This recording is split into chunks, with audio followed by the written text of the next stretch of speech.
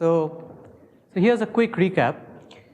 We saw that there's an exponential gap between the best and worst equilibria in the previous part. So the best equilibrium does not have a gap of more than log n compared to the optimum. The worst equilibrium could have a gap of something like n. So one of the natural questions that would arise is which of these equilibria is in fact achievable, which is the equilibrium I should really be focusing on. So there are many ways of trying to address this question. One of the ways is to try to address it algorithmically and ask which of these equilibria can I actually compute. Okay? Unfortunately, we don't quite know the answer to this problem. In fact, we do not know any algorithm that runs in polynomial time and finds any equilibrium, no matter how bad the equilibrium is. Okay?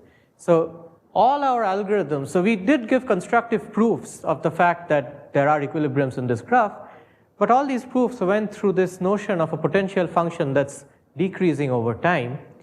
Unfortunately, this potential function, the harmonic function, can decrease at an exponentially small rate. Okay? So for all you know, if you let the game run, then eventually it will reach an equilibrium state, but it will take exponential time to do so. Okay? And we don't know of any algorithm which can avoid this and find you an equilibrium. In fact, for all you know, this might be a hard problem to do. There's a complexity class called PLS. This problem could be in PLS. It could be PLS hard. Okay? We don't quite know. All right, so that is open and a fairly major open question in this area. But let's try to sidestep this question and ask something else. Yeah.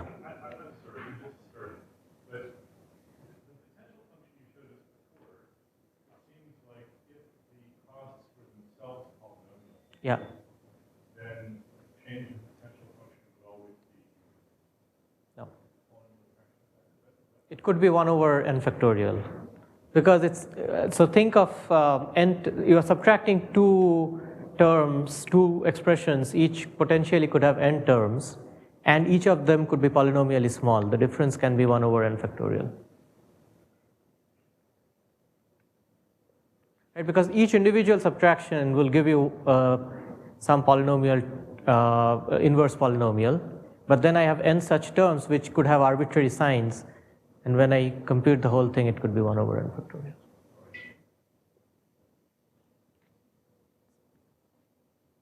If the paths are short, then you can show that it's polynomial. Yeah. All right, so let's try to instead of trying to answer which of these equilibria can be computed, let's try to answer a slightly different question. So this is about the dynamics of these games, and the question that we ask is, what if agents can join and leave the network? Okay, so it's not a static system where I have a bunch of agents who are choosing paths, but agents come over time, they choose paths, they can move, they can then leave the system later as well. Okay? What happens? What kind of equilibria do I get? Even in exponential time, what kind of equilibria do I get if there are these dynamics in the system? Now the first version of this question that was studied and that we will also consider is the following somewhat simple version. In the first phase, there are two phases of this process. In phase 1, agents simply arrive and join the system. So agents come one at a time. When an agent comes, she looks up all her options, all the different paths she can use, chooses the path that's the cheapest, that gives her the minimum shared cost, and takes that path. Okay, then once all the agents have arrived, now all the agents are using certain paths. Now, of course, some of the agents might be using suboptimal paths. Some of the agents it might be possible for an agent to move to a different path and reduce her cost, maybe because there were a lot of other agents which arrived in the future, arrived after her, and used the second path and made it very cheap. Okay? So in the second phase, now the agents are allowed to move arbitrarily between their paths. Okay, so any agent that finds a cheaper path is allowed to move to it. And this keeps going on until the game converges to an equilibrium state. So again, is the setting clear? Any questions about what dynamics we are studying? So at this point, I haven't talked about leaving. We'll soon see what happens when agents can leave. Okay, so this is just a system where agents arrive and they stay there.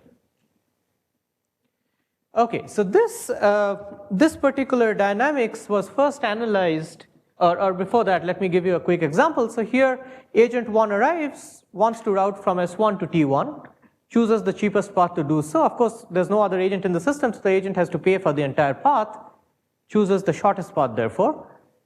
Now agent 2 arrives, chooses the best path. Given the earlier path was chosen by the first agent, it turns out that this is also the shortest path for the second agent. And at this point, the first phase ends. So the two agents have arrived.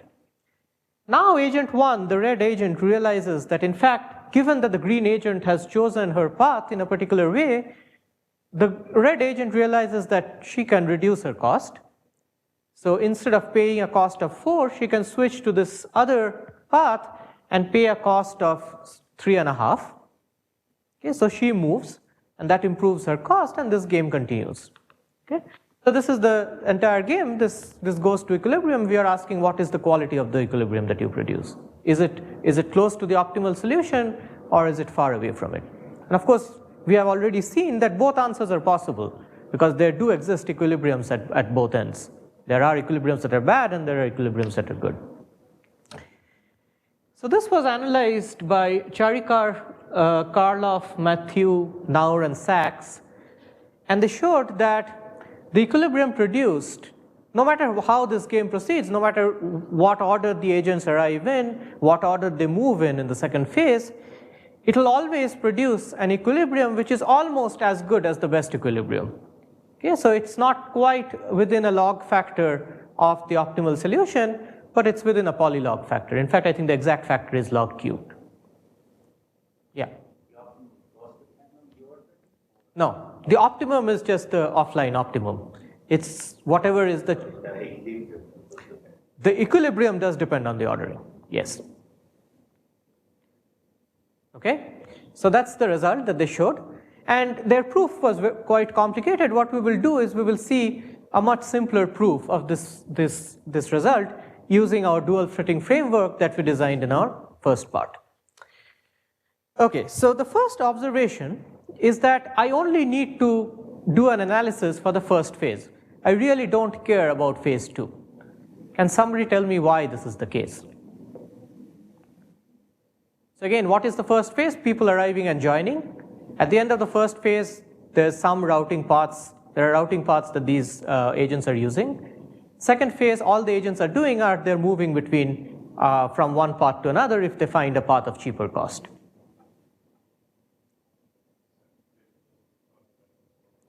Exactly. The second phase blows up the cost only by a factor of log n. Why? Because of exactly the same argument as we used to show that the price of stability is no worse than log n. I'm starting off at if the solution at the end of my first phase is good, i.e. it's only a polylog factor more than opt. What happens after that? Well, I have a potential function which is at most log times whatever the cost is at the end of the first phase, and this potential keeps decreasing in the second phase. So at the end, the overall cost cannot have blown up by more than a factor of log n. Okay, I'm not repeating this because it's exactly identical to the argument that showed that the price of stability was log n. Any questions about why I don't care about the second phase? Okay, so the entire emphasis, the entire analysis that I'll show will be only for the first phase, the phase where agents arrive and join the system. Yeah. Oh, so okay, so good. So polylog means it's log n raised to some constant factor. Okay, so in this particular case, it's log cubed of log cube n. Okay, log n raised to 3.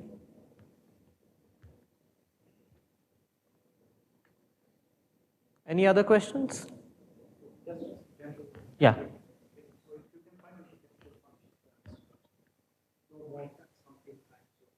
Yeah. That's right. As long as the potential function is kind of sandwiched between the cost itself and the cost times some factor alpha, then you get that alpha factor because the potential is decreasing. Unfortunately, in the first phase, the potential is not necessarily decreasing because new vertices, new agents are joining the system, the potential could be increasing. In fact, the potential initially is 0, of course, it needs to increase to some value. Okay, so we will focus on the first phase. Now, I'll first give you a general plan for what we are going to do, and then I'll start filling in the various pieces.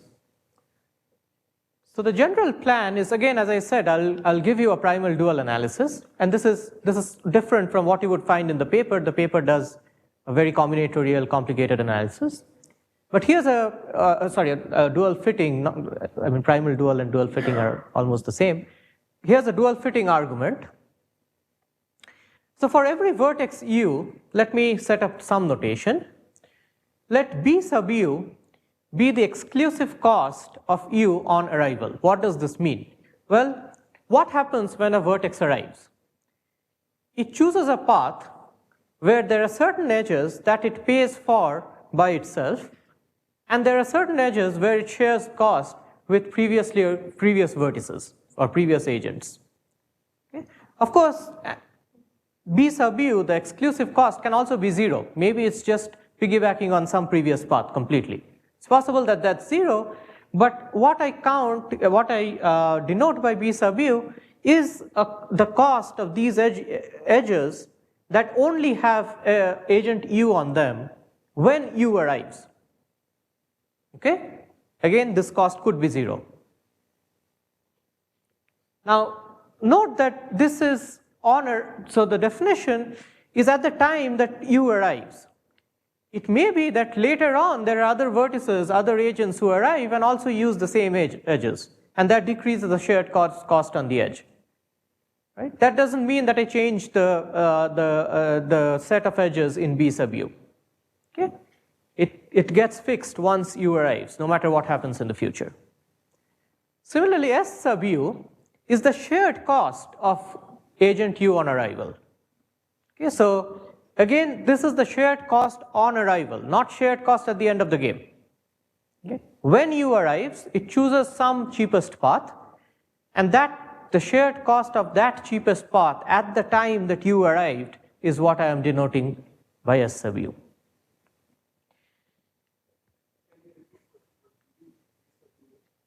So when an agent arrives, it introduces some new edges, so it chooses a path.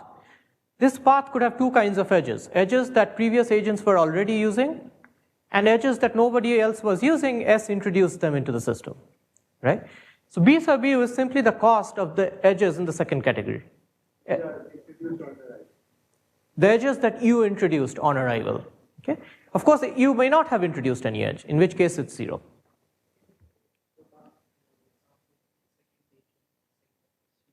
Sure, let's do that. So b sub 1 for the first agent is 4, because this agent introduces both edges. These edges weren't being used and pays for both of them. Its s sub 1 is also 4, because its shared cost is also 4. This example is not the best one, but in fact for the second agent it's also the case that both b sub 2 and s sub 2 are 5. Right, because there's no sharing going on when the agent arrives. Okay, but if there was sharing, that would count towards s sub 2, but wouldn't count towards b sub 2. Okay, and what happens subsequent to the arrival of the agent does not matter. It's not accounted for in the definitions. Okay. Okay, so now I'll use a slight deviation from the general framework that I mentioned earlier. So in the framework, if you remember, I placed a ball at every vertex of the graph, or at every agent. There was a ball centered on every agent. Now I won't place a ball centered on every agent. Instead, I'll only place a ball around an agent, and I'll tell you what the radius of this ball will be, but I'll only place a ball around an agent provided the agent satisfies this inequality that I have shown here. So roughly, the sort of intuitive way to understand this is that I'll only place a ball around an agent if the agent of the path that the agent picks when it arrives, a significant fraction of the cost comes from edges that the agent has introduced herself. Okay, in particular, if B sub u is at least 2 over log n fraction of S sub u, okay, if a logarithmic fraction of the entire shared cost is on edges that the agent introduced herself, then I'll place a ball around the agent. Okay, otherwise I won't do anything. So the first thing that I need to show, even before telling you what these balls are and so on, is that by doing this, I'm not undercounting the total cost of the system. Of course, if I were placing a ball around every agent, and roughly speaking for now, think of the radius of the ball as B sub u, the new edges that an agent is introducing. If I was placing a ball of radius B sub u around every agent u, then of course I would be paying for every edge in my routing network. Right? The sum of radii of the balls would be every edge in the routing network, and my entire analysis framework would work. So what I first need to argue is by only selecting a subset of agents to place balls around, I do not significantly undercount the cost of the routing network. Okay? So that's the first thing that I'll show. Specifically, what I will show is that sum over B sub u's of these agents, okay, so these agents where B sub u is at least S sub u over 2 log n. So if I only focus on these agents, the sum of the costs of the edges they introduce is in fact at least half of the cost of all edges in the graph. Okay? If I were to count all the agents, remember this is the actual cost I want to bound, right? This is the cost of all the edges in the routing network. And I'm claiming that the edges that I'm actually ending up counting account for at least half this cost. So whatever bounds I get out of my analysis will be true with an extra factor of 2. Okay. So why is this the case? So the main observation is that in fact the sum of P sub u's over all u. So what do I need to show? Intuitively what I need to show is this sum is large enough. It's not small. Okay? So I want to show that the sum of P sub u's over all u is at least the sum of S sub u over all u divided by log n. Okay? So we'll see why this is true. But suppose this were true, why would this imply the first statement here? Because if you look at the ones that I'm dropping, so let's say observation is true, and let's try to first prove this. Okay? So what am I counting? I'm counting all these u's such that B sub u is at least SU over 2 log n. And this is basically just like a Markov bound argument, if you have seen, our averaging argument. So this is what I'm trying to count, but this is sum over BU over all u minus those agents for whom BU is really small.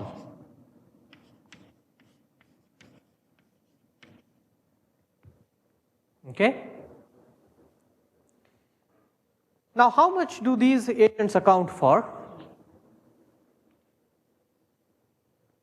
I claim that since BUs are really small for these agents, they account,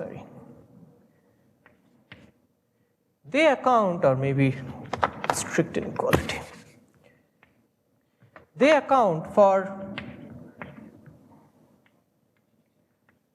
only SU over 2 log n over these agents. Right? This is at most they account for, right? Just by the fact that BU is less than SU over 2 log n. They can't account for more than this amount. But then I know that this is at most half of BU from my observation, which means that this difference needs to be at least half of BU.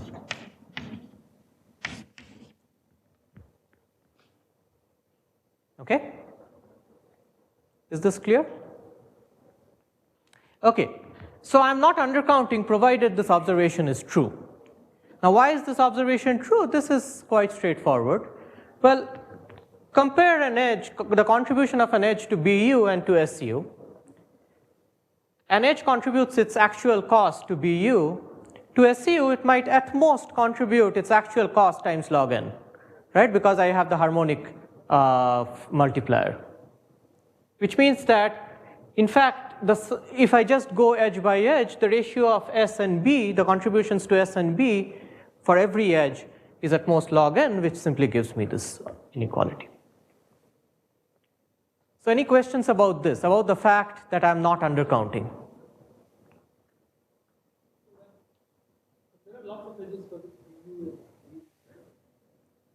Lots of agents for which BU, yeah, yeah. So those I'm not counting anyway. I'm only counting agents for which BU is large. BU is at least this amount.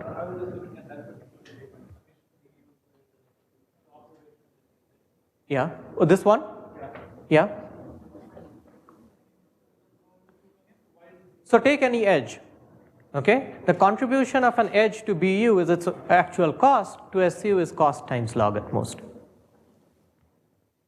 Okay? All right, so I am not undercounting by doing this. This is, I think I have a slide showing this. Okay, so these are the only vertices I'll care about, or only agents I'll care about. Now what is the radius of the ball I place? So let's introduce two parameters, gamma and delta. We'll fix their values later. And play exactly the same trick that we were playing earlier, right? Earlier we had these doubling ranges which decided which group I place a ball in. Instead of having a doubling range, now I have ranges defined by these numbers, gamma and delta. So I look at what the value of BU is and place it in this bracket delta raised to k and delta raised to k plus 1. I look at what the value of SU is, place it in a bracket of gamma raised to j and gamma raised to j plus 1. Okay? And then I place a ball of radius, that shouldn't be alpha raised to k, that should be delta raised to k. So I place a ball of radius delta raised to k over 8 centered at u in the dual jk. Okay, so let's parse this slowly. So how am I grouping balls? I am grouping them based on two indices. Earlier I was grouping my balls based on just a single index of the radius of the ball itself. Now I am grouping it based on two indices. These two indices are coming from what the values of BU and SU are for that agent U. Okay, I am looking at the index j, I am looking at the index k. These two indices tell me which group my ball will go to. Okay, so the total number of balls, total number of groups could be much larger because I am grouping them based on two indices rather than one.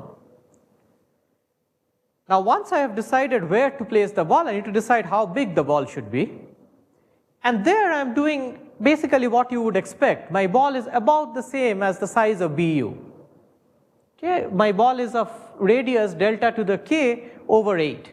So that alpha should be delta. It's delta to the k over 8, which means that I'm placing a ball roughly of size BU, which is what I should be doing, right? Because I should be summing up all the BUs, in particular from the previous slide, the BUs for vertices satisfying that inequality. So is this clear? Is it clear what the analysis does in terms of creating these groups of balls? Right, the ball is placed on the metric, on the graph metric itself as usual, but I need this grouping, this notion of which group is the ball placed in, because my next claim would be that balls in the same group don't intersect. And the group is dictated by these two indices, the indices that, the sort of geometric indices giving me what the values of BU and SU are. Okay, so the difference between this and the previous dual fitting argument, the first difference is that I don't place a ball on every vertex. That we saw is fine from the previous argument. The second difference is that even though the radius of my ball is only dependent on the value of BU, where the ball is placed, the group that the ball goes into also depends on what the value of SU is, not just on the value of BU.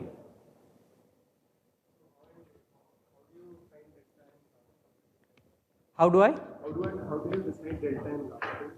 Yeah, so that's something we'll see soon.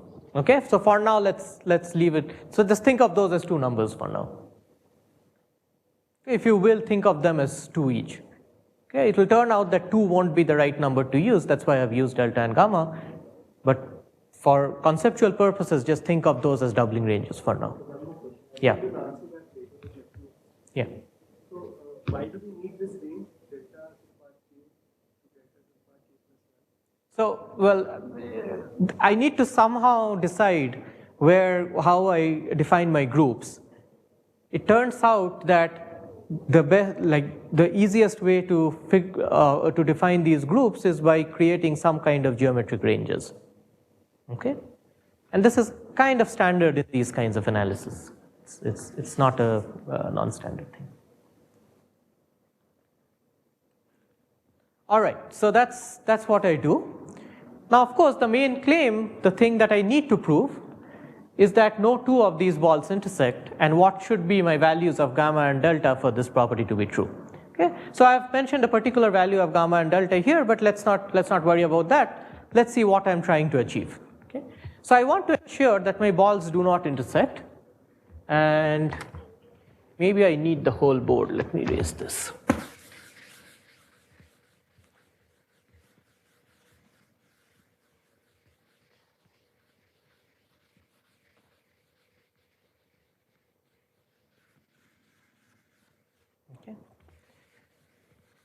So remember, let's note this property that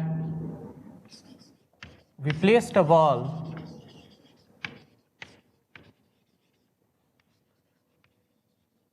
around U if BU was large enough. So BU was at least SU over 2N.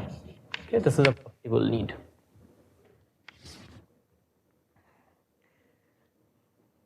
All right. So let's say the 2 balls intersect. 2 balls centered at U and V actually end up intersecting. What can I say? The first thing I can say is that this distance from U to V is not very large. Okay? Remember that the radii of these balls was delta raised to k over 8.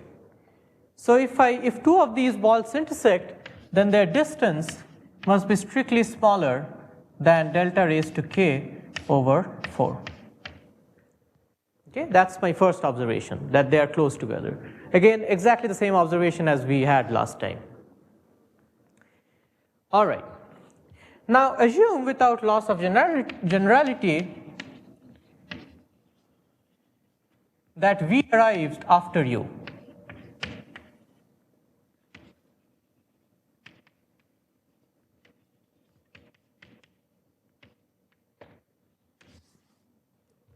Okay, so one of these 2 vertices arrived later. Agents come one at a time.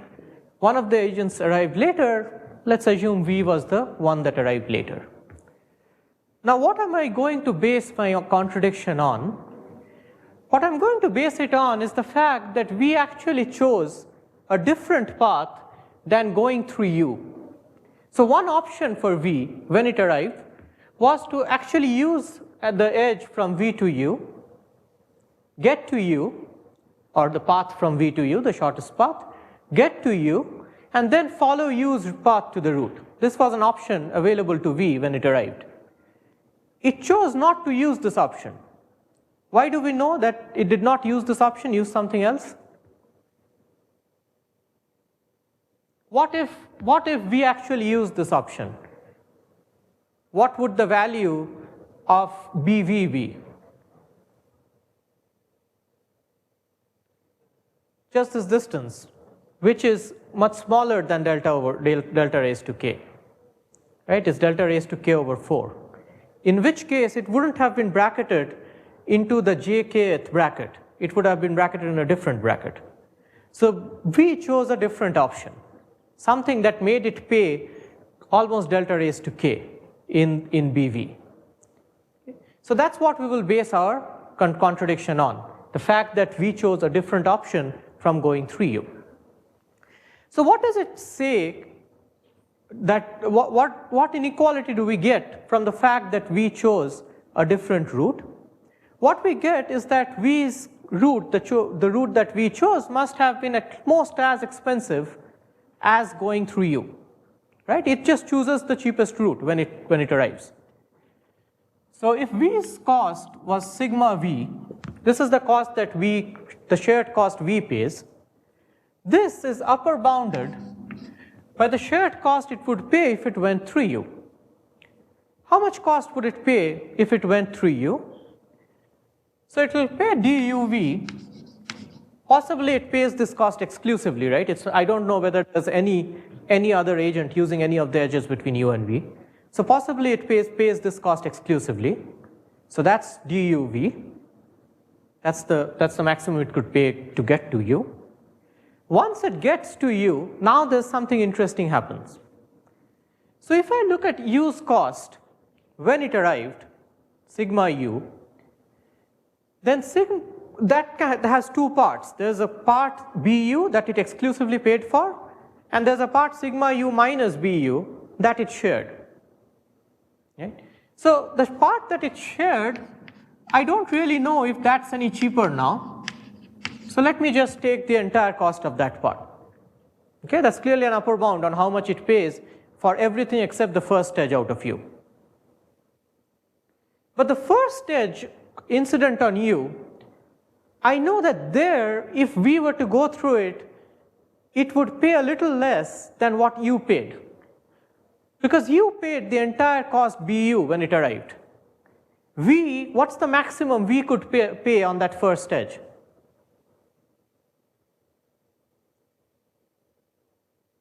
Well, u is still sitting on that edge, remember. So when v joins that edge, the maximum it could pay is bu over 2. It can't pay the entire bu.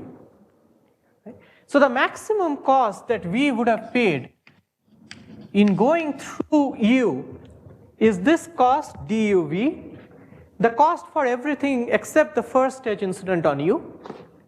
And then on the first edge incident on u, it pays at most bu over 2. It could be bu over a much larger number, right, depending on how many other people have joined that edge between u and v. But it's certainly no more than bu over 2.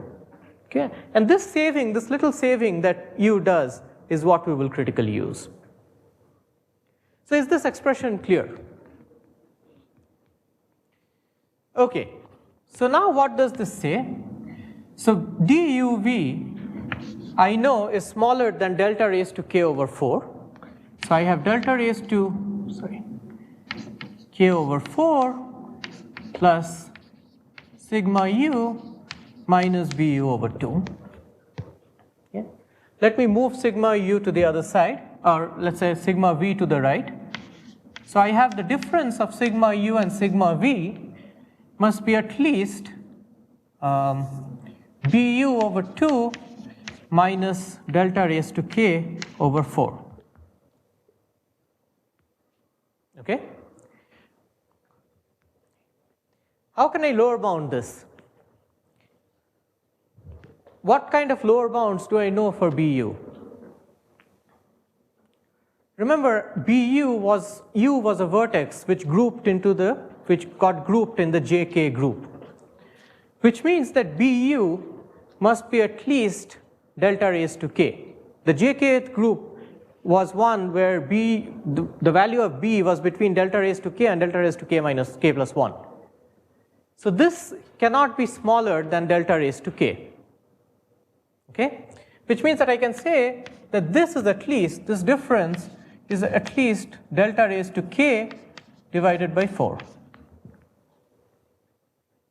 Okay, I'm just using the fact that bu is at least delta raised to k. It's between delta raised to k and delta raised to k plus 1. Okay, so now we have gotten to this point where we know that the difference of the two sigmas is at least delta raised to k over 4. What is the maximum difference between two sigmas that get grouped in the same group, in the same J? The maximum difference of these two sigmas could be gamma times any one of the sigmas. It can't be more than that. Okay? So in fact, the maximum difference is at most gamma times, let's say, sigma u. Okay, it can't be more than that. Or sorry, gamma minus 1 times sigma u. Gamma minus 1 times sigma. It doesn't matter whether it's u or v. Right? Because sigma u can be at most gamma times sigma v. If the ratio between the two is more than gamma, they will go into different groups. They won't be in the same group. My groups are in multiplicative powers of gamma. So this is no more than gamma minus 1 times sigma v. Okay? So I know that gamma minus 1 times sigma v is greater than delta raised to k over 4. Okay? But now, so till now, remember, there's one fact I haven't used at all. The fact that there's a relationship between B and sigma. If there was no relationship between B and sigma, so here, actually, I'm using sigma now for this. If there was no relationship between B and sigma, at this point I'm stuck. I have no way to, this could very well be true. However, I know that sigma is no more than 2 log n times B. So I can replace this by saying that this is gamma minus 1 times 2 log n times BV is greater than delta raised to k over 4. Okay? Now how much is BV? Well, I know that BV is at most delta raised to k plus 1 because V went to group K. So I just plug that in. I have gamma minus 1, 2 log n times delta raised to k plus 1 is at least delta raised to k over 4. Okay, or 2 log n gamma minus 1 times delta needs to be at least a fourth. Okay, now we are done. All that you now need to do is choose a delta and gamma which does not satisfy this equation. And then you are done. For example, you choose, let's say, delta equals 2 and gamma equals 1 plus 1 over log n roughly, then this equation will not be true. Okay? So that's the entire analysis. And here's one choice that works. So delta equals 2 and gamma equals 1 plus 1 over 8 log n. It's just one choice that works. You need to choose any values that refute this inequality. Okay, is this proof clear till now? Any questions? All right, so I have shown that if I choose delta and gamma carefully, then these dual balls, these balls that I'm drawing, will not intersect in the same group. But what kind of a factor does this give us? But remember, there were two components in the in the ratio. One of the components was how much I'm scaling the size of the balls. Here, the amount of scaling I'm doing is just 8, right? So here I'm just scaling by 8. So that's just a constant factor. The dominant factor here comes from the number of groups I create. Okay, how many groups do I create? Remember, I'm firstly creating groups based on two different indices. How many different indices of delta do I have? Delta, the value of delta is 2, so I will only have logarithmically many indices. Right? It's just the usual doubling ranges. Problem is that for gamma, I have many more different classes.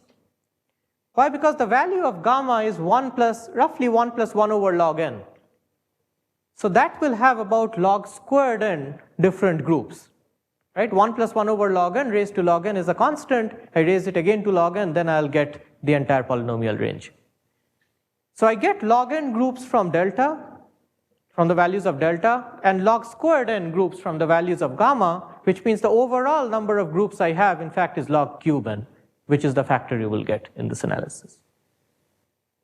Okay. So it's not very important to figure out the exact factors, but the point is that the way you analyze these things is you choose some grouping of your dual balls, look at a particular group, and argue that one of the two vertices, one of the two agents should, if they're very close together, then the balls intersect, then one of the agents should have preferred going through the other agent rather than taking an independent path.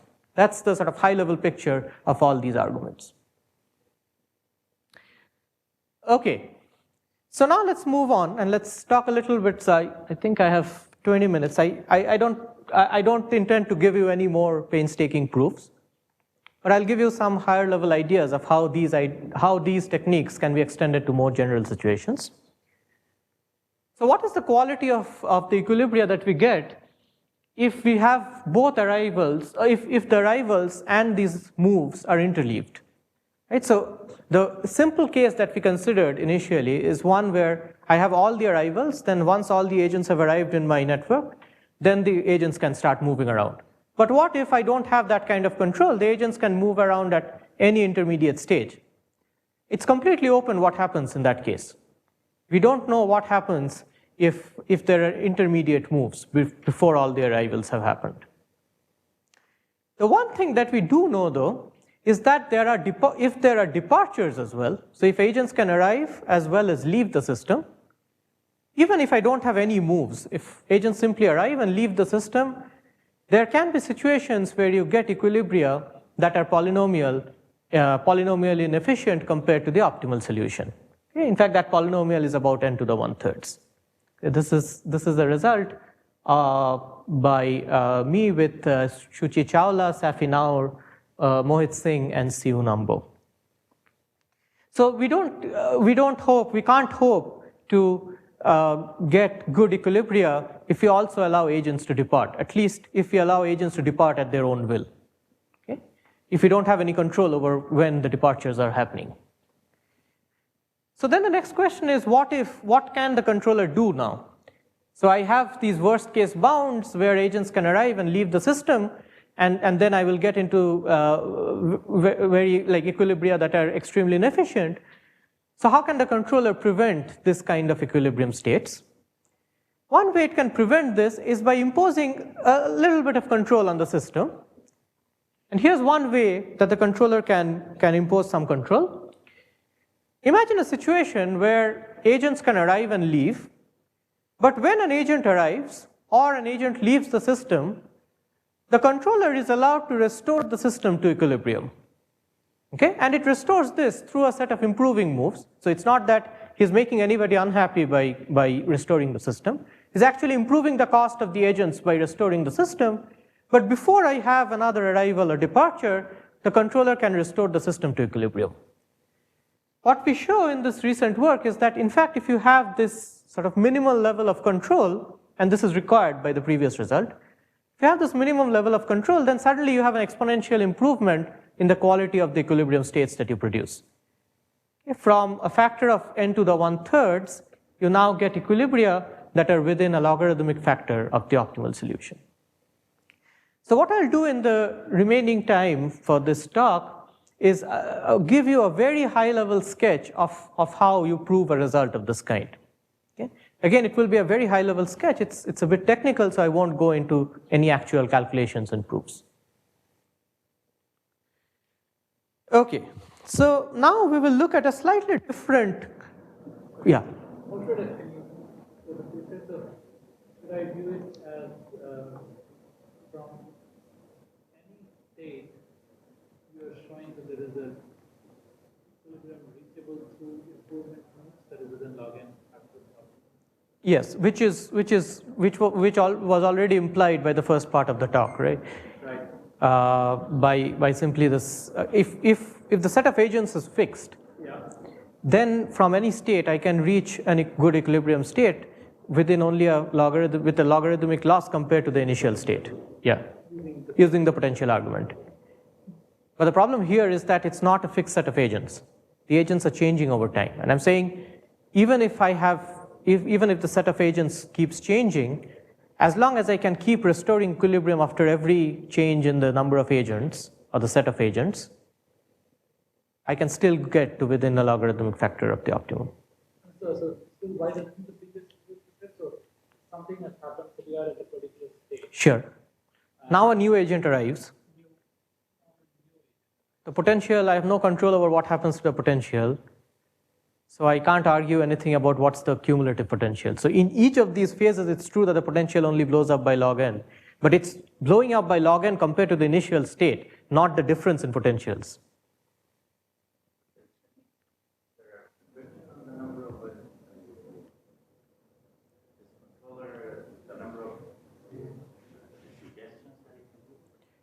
No, there is not. In fact, if you can show that the controller gives only polynomially many suggestions, then you would get an algorithm, polynomial time algorithm to find an equilibrium state. Right, so that would resolve the main open question. So there are situations where the controller will give exponentially many suggestions. However, it's finite. It's not that the controller keeps giving suggestions forever. And not just finite, but also like you can give exponential bounds and factorial or so. Okay? So this is what we will sketch next. Any other questions? Yeah. Why can't you just assume that these people have just arrived and give the equilibrium to those facts? You want to... Everyone has just arrived? So something has happened now. Let's say two people left. Yeah. Yeah. So why don't you just produce the equilibrium state from that input and suggest that? No, so remember, the suggestions are just improvements. It's not that you can hurt somebody and suggest something. So you want to find it, but as long as you find an equilibrium that improves everybody here. Yeah. You want to, nobody should lose out in trying to do this. That's crucial. Any other questions? Okay. So let's see how we prove this. So the first new idea is that you can't quite use the dual fitting view that we saw earlier in this case. Instead, what you can have to do is you need to take your entire graph metric and partition it into balls that are not necessarily centered at vertices, balls that could be centered anywhere, but balls that are of radius about 2 to the k. Okay, so you do this at various levels for different k's. So for some of you who have seen hierarchically separated trees, it's exactly the same idea. So you create this partition of balls of radius 2, then you create a partition of balls of radius 4, create a partition of radius 8, and so on. Okay, so across these partitions, there's no disjointness, but inside a particular value, for a particular value of k, the balls will be disjoint. So you create this partition, and then you argue that any vertex that introduces an edge of cost about 2 to the k, so of course it resides in one of these balls in the corresponding partition. All you need to argue is that no two vertices, both of which are paying 2 to the k, reside in the same ball. Okay, and then you can simply charge these balls. Again, if you are used to thinking about HSTs, this just means that you are charging edges of an HST. Okay, if you don't know what HSTs are, you don't need it for the talk. Okay, so is the idea clear? I just want to claim that no two vertices appear in the same ball. No two vertices that are paying a cost of 2 raised to k. And then I'm done because every ball just gets charged once for me.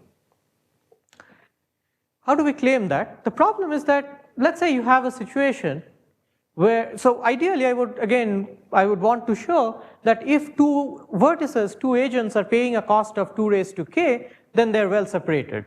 The distance between them is at least 2 raised to k, so they will appear in different balls. Now this turns out to be impossible to claim. This is actually wrong. In particular, what might happen is that, let's say one of these vertices, one of these agents was already residing in my system. Now a new agent joins the system and it's fairly close to the old agent. It can well happen that the new agent also ends up paying a cost of about 2 raised to k. Okay, that's something I cannot avoid. So what can happen is these kinds of overcharges. A new agent shows up, it's close to an old agent, and both agents are paying the same cost of 2 to the k. Okay, so they are in the same ball. But then using arguments sort of similar to this, you can show that one of these two agents in this case has an improving move. So one of these two agents, in particular the old agent, because the new agent, if it had an improving move, it would have taken it. So the old agent, in fact, can get rerouted through the new agent, and this would reduce cost for the old agent, reduce its shared cost. So you do the rerouting. Okay. What's the problem with this? Well, the problem is I have gotten rid of this double charge here, but maybe I create a different double charge.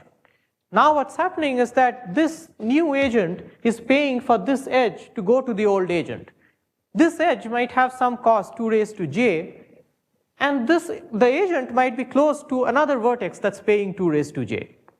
Okay? So all I've done is I've taken this charge out of the double charge out of the 2 raised to k balls and put it in a different layer of balls, the 2 raised to j balls. Okay? The double charge has just moved somewhere else. Okay, so it can create a double charge. Of course, this argument can repeat. Every time I have a double charge, it's a generic property. I have a double charge because of the calculation that we did. That means one of the agents can move. Now, the problem is that it's not clear that the sequence is finite. I keep moving, but where do I end? Maybe I just keep circling around. It turns out that what you can additionally show is that, and this is in fact obvious from what we have discussed earlier, since all of these are improving moves, the potential does decrease for each of them. So what this says is that even though the sequence can be exponential in length, it has to be finite. It cannot be infinite. Okay, so whenever you have a double charge, you have an improving move. Every improving move improves potential for you. So the sequence of improving moves has to be finite. So when it stops, it must be the case that I don't have a double charge, because if I had, I would have had an improving move. Okay? So it's a kind of circular argument, but at the end what it gives you is that you will get a state where no two vertices paying a cost of 2 raised to k are in the same ball of radius 2 raised to k. Okay. Now things get a lot more complicated once I allow you to have multiple departures and arrivals in one step. So as Rajmohan was saying, maybe I have 2 arrivals and 1 departure. Now what's happening is that I can create multiple double charges by doing this. Even if I have a set of arrivals, all of them can create double charges, and somehow I need to track these various double charges as they go around the system. Okay? So we come up with a way of doing that. We can show that the system oscillates between only 4 states, and the potential always keeps improving, so this oscillation is finitely bounded. And we show that eventually the potential, and of course since the potential decreases over time, eventually there cannot be any overcharging. So the double charging that I was talking about is a bit special. You can have general overcharging, but the crucial point is whenever you overcharge, whenever you have 2 vertices paying a lot of cost and are close together, one of them can move. Okay, so that's not an equilibrium state. You can keep going, and of course you have to reach an equilibrium state at the end. So at the end, everything is well separated. There's no overcharge in the system. Okay, so that's the rough idea of what we do. And let me end by summarizing and mentioning the open problems here again. So can we find, as I said, the main open question is, can we find any equilibrium state in polynomial time? This could be PLS hard. It's not known. What we have discussed seems to suggest that maybe there's a polynomial time algorithm, but it's not clear.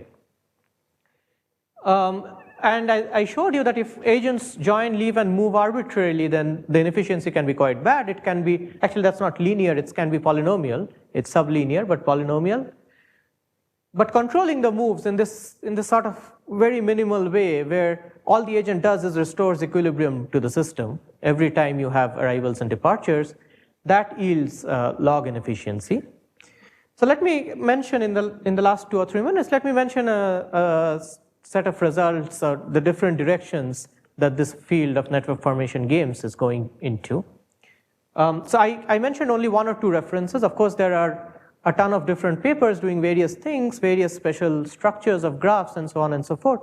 So as I showed you, broadcast games It's known that the price of stability for broadcast games is a constant on any graph. For multicast games, this is not known. It's known for quasi-bipartite graphs by our work, but it's also known for non-quasi-bipartite but very specially structured graphs. So for example, I think it's known for various kinds of cycles and cycles plus paths and so on and so forth. So various very special structured graphs. No, as far as I know, there is no result which shows a price of stability that's a small constant. On the other hand, the best lower bounds known are no more than 2 or 3. Okay? So even for the simplest possible graphs, very well structured graphs, the best upper bounds known are something like in the hundreds or thousands, best lower bounds are only 2 or 3. So that's pretty much that's a huge gap that needs to be bridged. In terms of dynamics, as I said, the first question is can we find equilibrium states, but also can we analyze situations where agents join and leave? In particular, even if agents don't leave, what happens if agents join arbitrarily? Okay, they join arbitrarily and move between and can move between two joins. We don't know what to do there. We also don't know what happens in this setting where the system, the controller, can restore equilibrium, but does not have control over how it exactly restores the equilibrium. Okay? So imagine a system where the agents join or leave the system at fairly slowly, and between any two arrivals or departures, the system is restored to equilibrium. That's a reasonable assumption. However, the agents themselves restore equilibrium. It's not that a controller is doing it. In that case, it's not clear whether the actual inefficiency is logarithmic or polynomial. Both are possible. It's also not known what happens if the controller can decide when the agents leave the network. So I told you that agent departures usually lead to extreme levels of inefficiency, but this is only if the agents decide when they want to depart. If they can depart at any time, then we don't know what happens. So that's another open question. I think I'll stop with that. Thank you for your attention.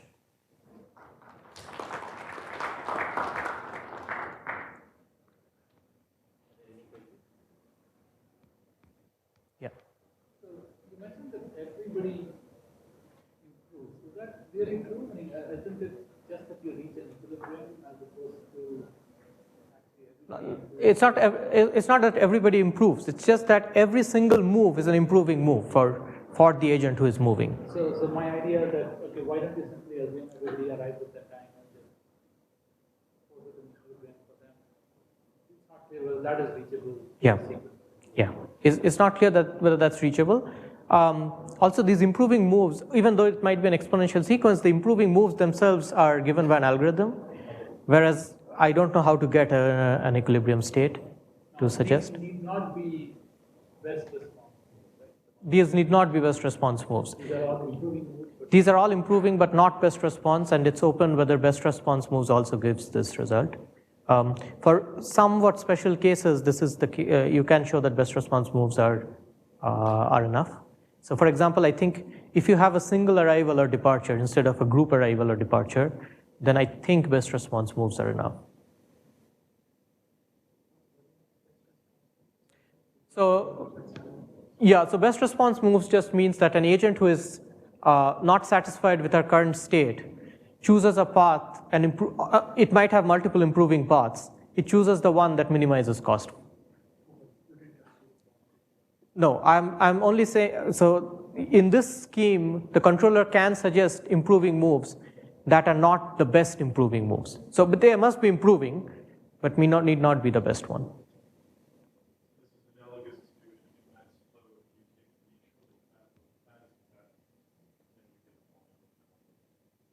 I'm not sure what you mean by being analogous to that. I mean, there are these nice results in max flow. Yeah. If you do arbitrary improvements, you can get stuck. But if you always add, there are two different. So there's one. Okay, so. Right, I guess what you're saying is that if in the like Ford Fulkerson, the basic max flow algorithm, if the augmenting paths are always shortest path. This is a result of Evan and Tarjan, I think. If they're shortest paths, then this converges in polynomial time. In general, if at least with rational capacities, it does converge in polynomial time. Sorry, it does converge in finite time, but we need not be polynomial. If the capacities are irrational, then it need not converge at all. But I'm not sure whether with irrational capacities, shortest paths converge either. It might, I'm not 100% sure. I mean, irrational capacities are kind of hard to deal with in computer science because you have to somehow bring in finite precision. But yeah, but from that point of view, yeah, sure. Yeah. So you mentioned that when you have departures, there could be a polynomial gap. But then you're saying that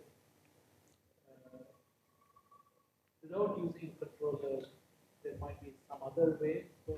No, if you use a controller for departures, then it's not completely clear. If the departure is worst case, if the agents just decide to depart when they want to, then you are in trouble. But imagine a situation where you have departures, but you have a controller, and the controller dictates when to depart. And that example there, you could have they do best response steps. So, in the one with departures? The lower bound. Oh, so in our lower bound, we don't use any moves at all. It's just a bunch of arrivals and departures. And then what's left is an equilibrium. I was asking about the lower bound, which says that they get to the one. Yeah, so that in that example, we don't use any moves. So you come up with the sequence of arrivals and departures interleaved in a way such that the resulting state at the end is an equilibrium. By the way, so the one where the controller can also suggest improving moves, can handle departures as well. It's not just arrivals. So it's not that if you have departures, you are in trouble. It's just that if the departures are controlled by the adversary or the agents, and the controller has no control over when they happen, it can't restore equilibrium before a departure happens, then you are in trouble.